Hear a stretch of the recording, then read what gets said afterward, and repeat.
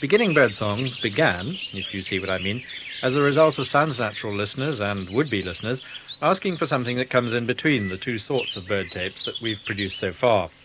These either have a full radio nature trail sort of commentary, or else are birds only, with no identifying narration, and in both cases cover anything between 20 and 42 species on each cassette. What obviously a lot of people want is a tape which deals with fewer common species and has proportionately less talk than our full walkabout titles. So, what I have done is to select excerpts from 8 of those walkabouts to illustrate 12 of the common species, and to use only part of my experts' comments on each species, so that you get lots of bird and less of us. And the birds? Well, they begin alphabetically with one of my favourites, a Blackbird, which Christie and I came across in our newest title, Dawn Birdsong.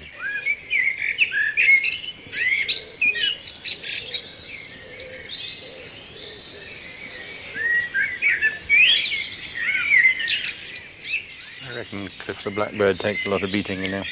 You must be psychic, Ken. I was just thinking, there is no bird to beat a blackbird, I don't think. It epitomises everything good about an English woodland, I think.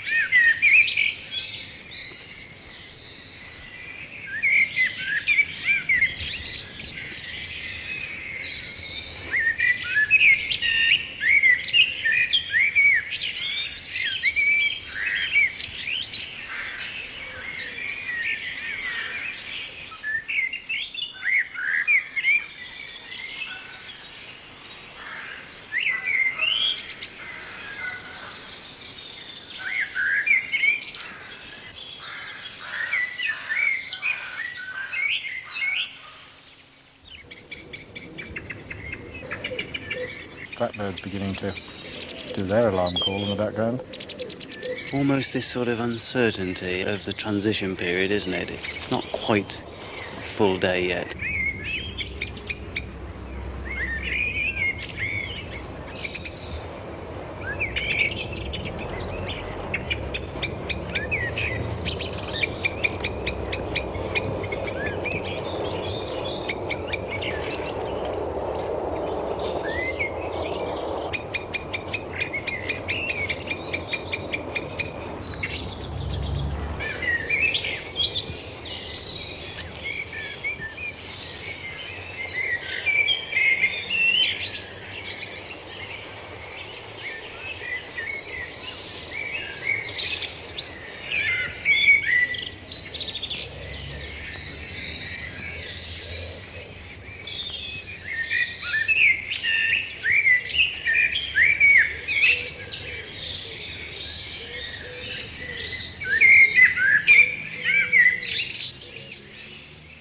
Now, it's possible to confuse the blackbird with the mistle thrush, and to sort them out, we go to Blenheim Birdsong in Spring with Bruce Campbell.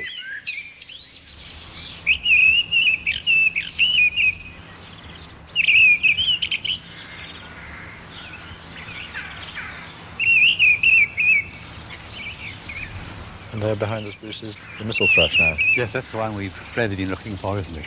One of my, I won't disguise, one of my really favourite songs. It's so bold and challenging.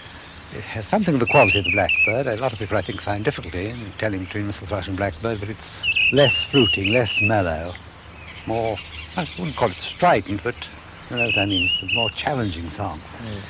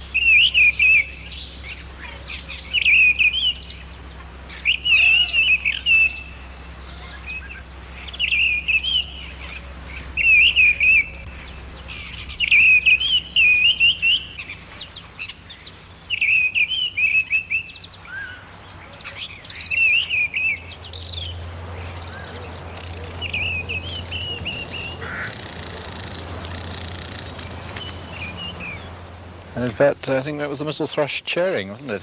Yes, distantly, yes. Is that an alarm call? Well, I think you could call it that, yes.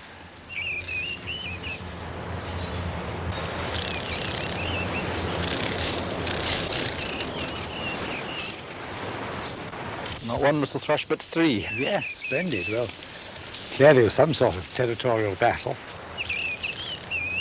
Because territories are very large, mistle thrush territories. Here they come back again.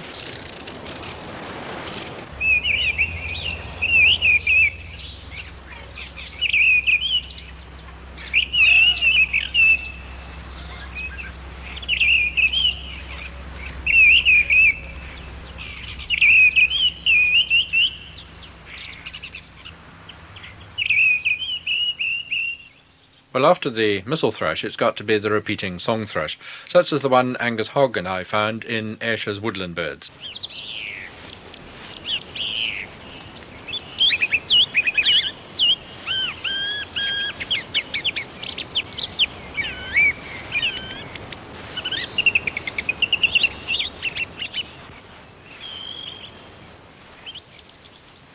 It's a good variety, Angus. Is that just one song thrush? That's just the one song thrush, but it's responding to another one which you can hear just in the distance.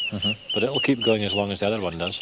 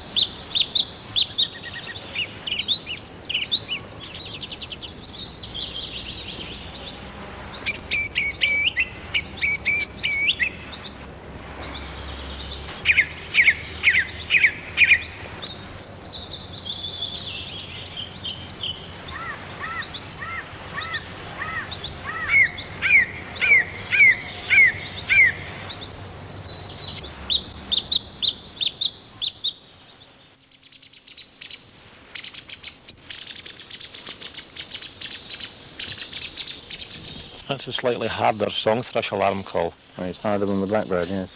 Same kind of thing as blackbird, but a lot drier.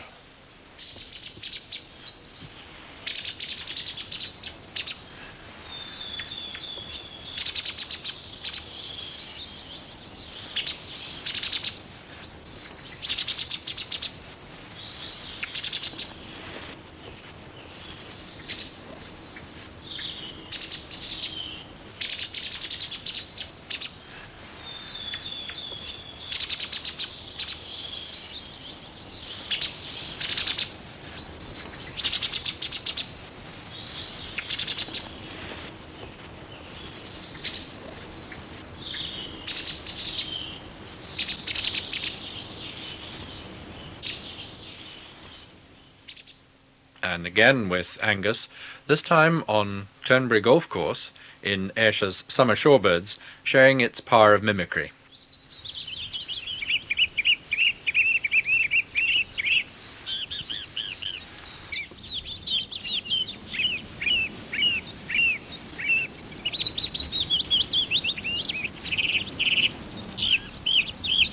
There's willow warbler going there and a song thrush, but it's an unusual song thrush to me. It's a good song thrush, this, but it's well seeing we're down beside the seaside. This particular song thrush has mimicked there in the last few minutes. Ring plover, curlew, and it's been having a go at one or two others. In fact, it was doing shelduck as well. Yeah. So it's obviously a good indication of where we are. It's just tried oyster catcher too, so a very good mimic song thrush.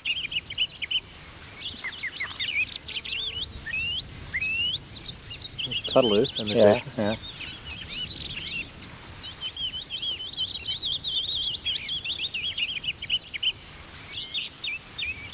Bit of oyster catcher a second ago. And yet giving the sort of normal repetition, the characteristic repetition, is it? That's right, Yeah. exactly. Even when it does the oyster catcher or a ring plover, it repeats it once or twice.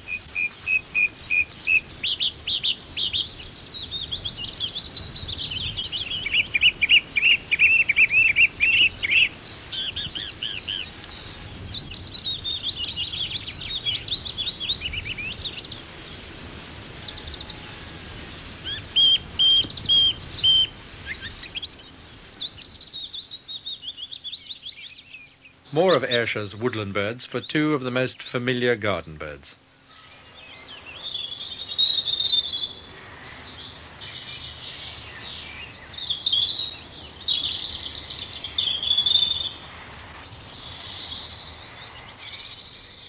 Is that churring bluetit? The bluetit getting really annoyed. But with a robin going there too. Yes, a nice robin song, quite strong robin song too.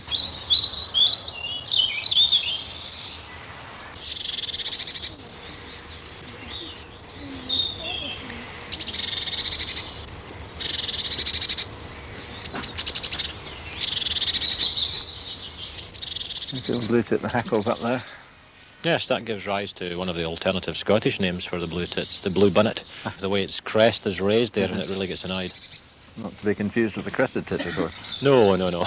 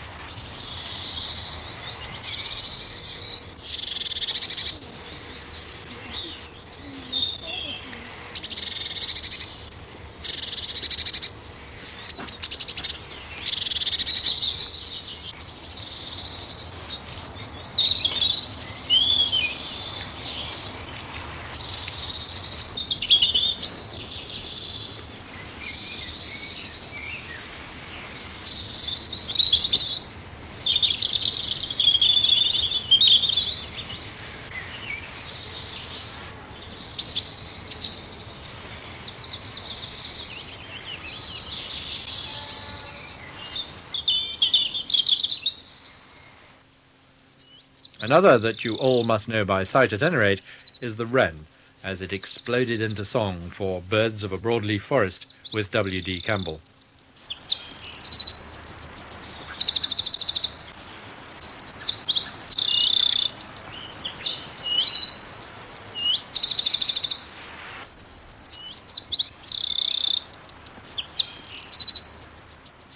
As is usual, in a part like this, which is a clearing and a bit replanted and a bit of scrub, you get much more variety of bird life than you do in what I call the solid forest. Yes.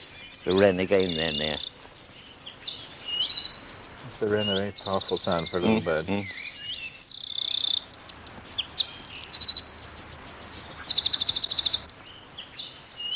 Seems impossible from a tiny night like that.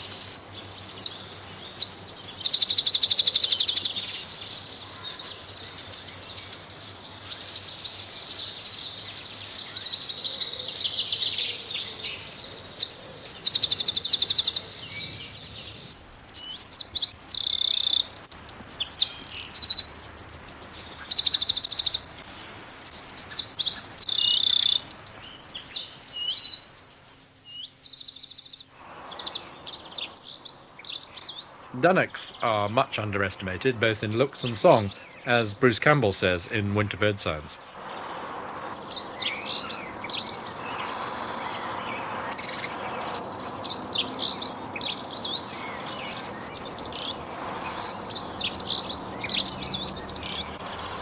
Of course, it's a very simple little song, and so it is. It's sort of unremarkable. Most people can recognise the robin song, but if you're not hearing a robin, I've known people sort of think the Dunnock is a robin. It's a sort of song that you can mistake for another one. Yeah, yeah. See what I mean? Find the Dunnock song, a little bit of Blackbird alarm again. Quite chook call of a blackbird. Yeah. Great range of intensity, these alarm calls. They're pretty low intensity.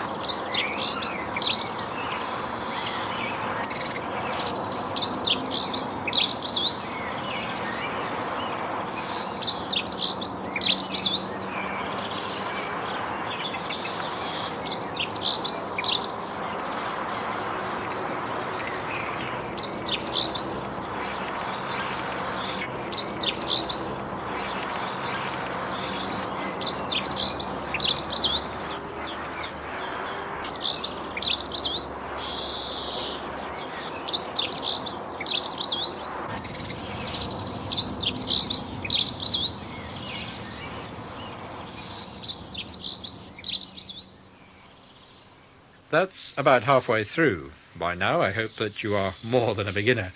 To go even further along the road, stop the machine, turn the tape over, and start to listen again without rewinding at all.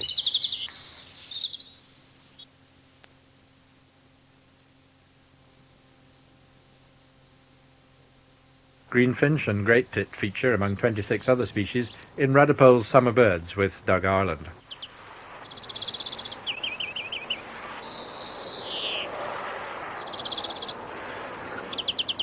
Nice cock greenfinch sat up there.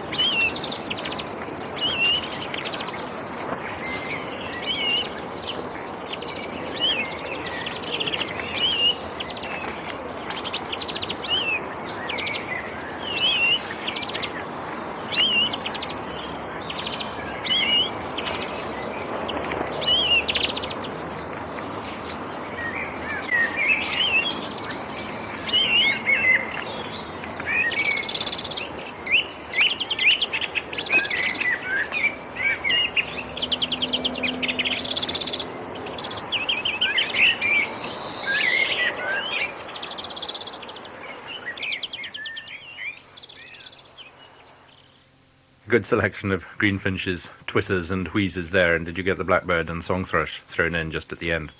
Now, the greenfinch is very distinctive. The great tit, which is the other one in the sequence, as I said, is a little bit more difficult, and so I'm not going to just rely upon the one at Radipole. More difficult because it's very much more varied. It has a very varied vocabulary. So we're going to have a few selections. We'll start off with the Radipole one, and then we'll move up to a variety, including a whole family we found out with Angus. But let's have the Radipole great tit, first of all, mixed in for good measure with a bit of whitethroat, but then that's out of the brief of beginning birdsong. And the great tit. Yes, just come out of its nest box.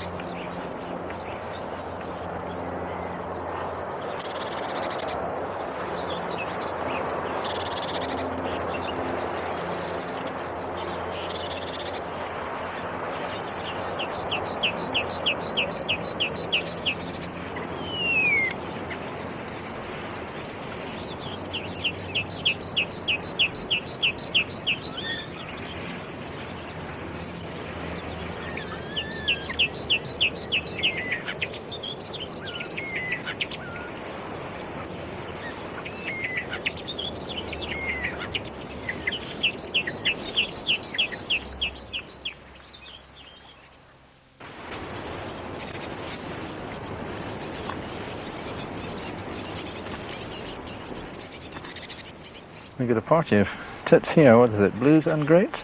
They're all great All tits, in great, fact, are they? yes, every one of them. That's slightly harder call than blue tit. Most of the young birds sitting in the centre of the bush here just now, and always keeping in contact with the adult birds.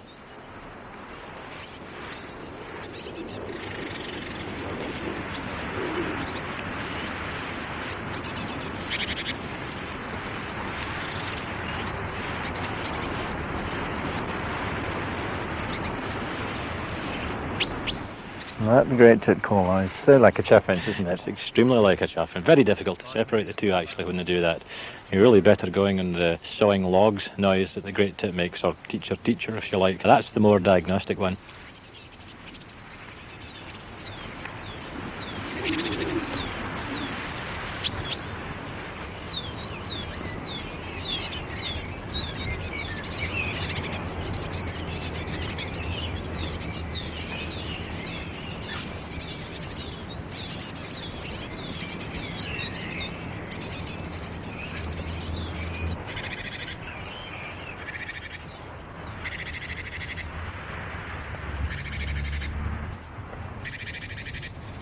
There's the first bit of tit activity, Bruce.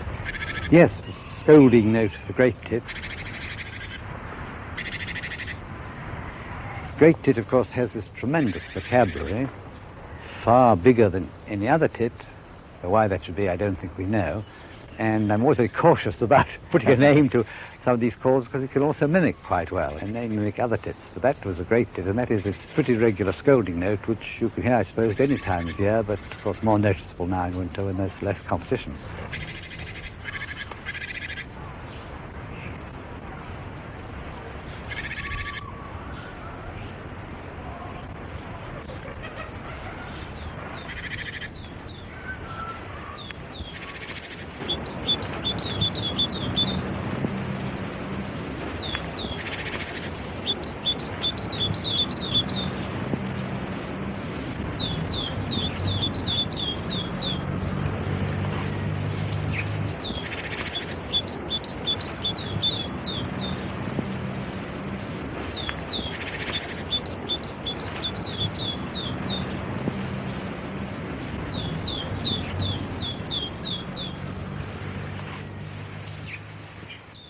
Radipole is, of course, an RSPB reserve in the middle of Weymouth, and now we have some performers from another title that Sounds Natural has done on a prominent RSPB reserve. Indeed, probably the one that is best known to most of you, Minsmere. So let's join Jeremy Sorenson for Minsmere's Summer Birds, and we start with the Skylark against the background of the sea crashing behind the dunes.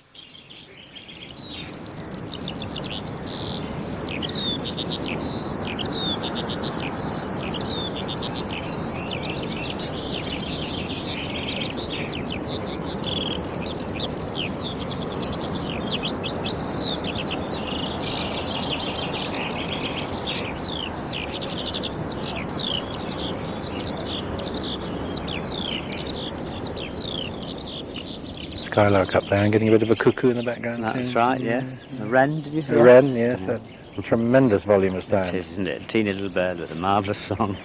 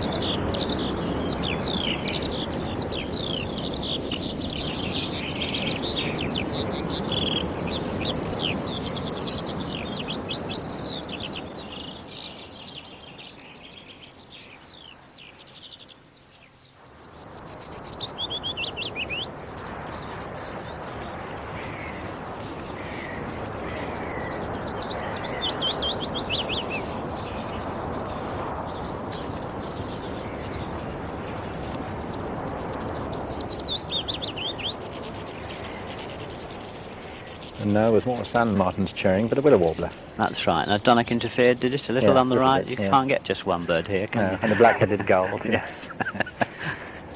But is this common to have a willow warbler sitting right on the top of a tree as it sings? It's a low tree, and that helps, I think, here. It's scrubland, and they do like to be on top of something for their territorial song perches.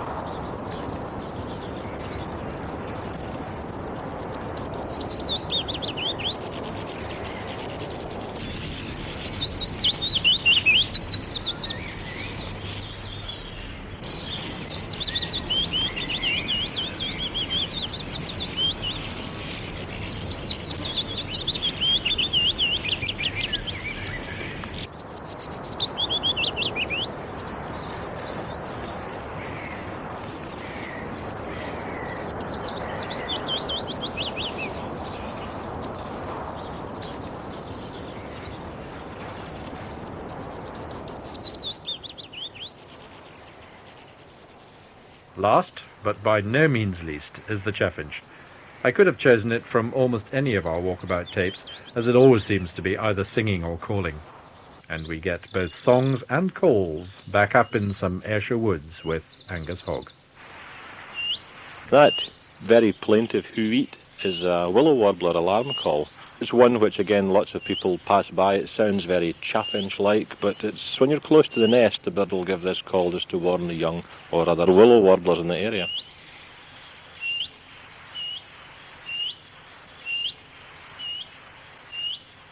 And of course, yes, calls. I mean, they're very important to know, because if you go out knowing calls, you're going to look for the birds that are making the calls, and they call more often than they sing. Aye, every bit as important, I would say, as the song. In fact, the song's only half the clue to what the bird is. The wide range of contact calls, alarm calls, aggression calls, they're all worth learning. But the willow warbler alarm call is very like a chaffinch. It's very like the chaffinch, as you say, but it's a bit more drawn out. It's more a hoo-eet, whereas the chaffinch tends to be much quicker.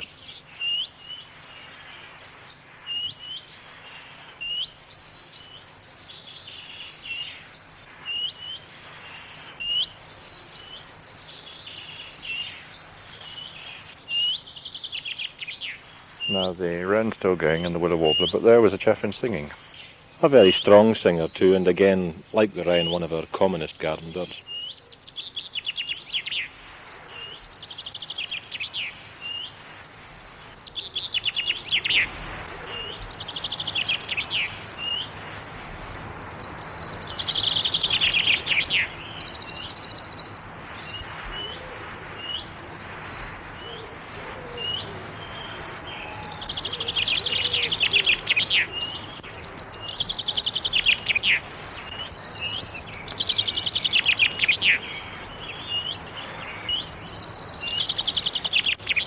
And that speeds up nicely at the end. I've heard it Yes. likened to a bowler bowling at cricket, running up to bowl at cricket.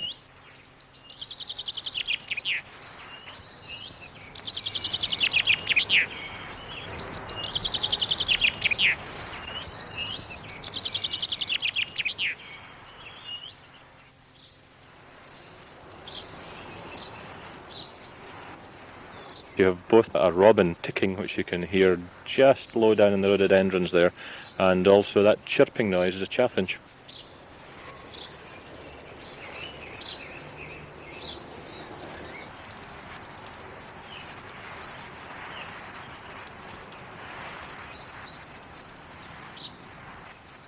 And that's the robin ticking away. That hard series of repeated clicks, that's a robin.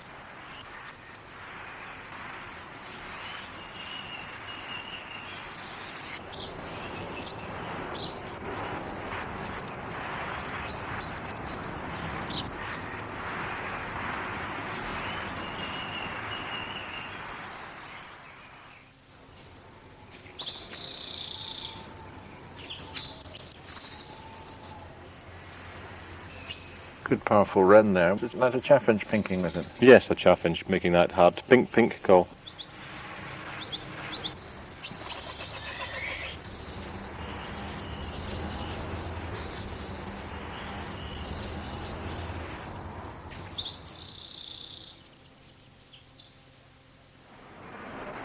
And the chaffinch now, that's a single call, yeah. That chaffinch single call, it sounds a bit different from the ones we have down south. And I gather they do have regional dialects. That's right. Yes, some of the English listeners might find it a bit difficult to understand what our Scottish chaffinches are saying. They do sing different songs, but over a very small area you might find chaffinches singing totally different songs. It doesn't need to be a regional or a national thing. And the call different too. I mean, this is is this a contact call? This is an alarm call, in fact. You hear the pink call there just now following on from that other call we remarked upon.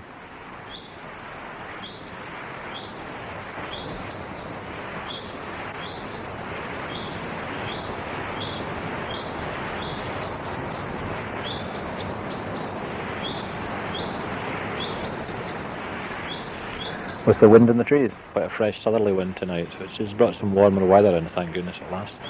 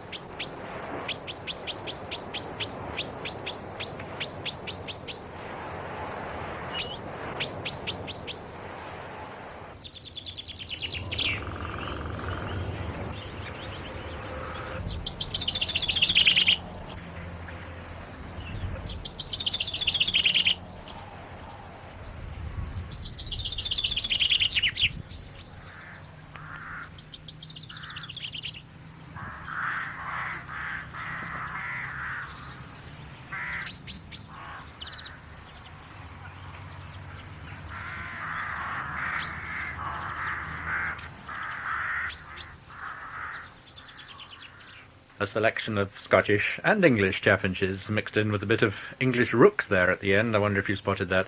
Anyway, that's the finish of Beginning Birdsong. I hope that it's helped you along the road of bird recognition. Don't forget, if you want to go further, Sounds Natural has lots of similar type Radio Nature Trail birdsong identification tapes. Such titles as you heard here as Minsmere Summer Birds, Radipole Summer Birds, Ayrshire's Woodland Birds, and one or two others that you haven't. For instance, there's Birds of an Upland Forest. And we also have birdsong only tapes if you just want to listen to birdsong without the identification. All details can be got from Sounds Natural at Upper End, Fulbrook, Oxfordshire, OX18 4BX, and the telephone number is 099382 2167. That's Burford, in fact, the code, Burford 2167. Happy bird listening.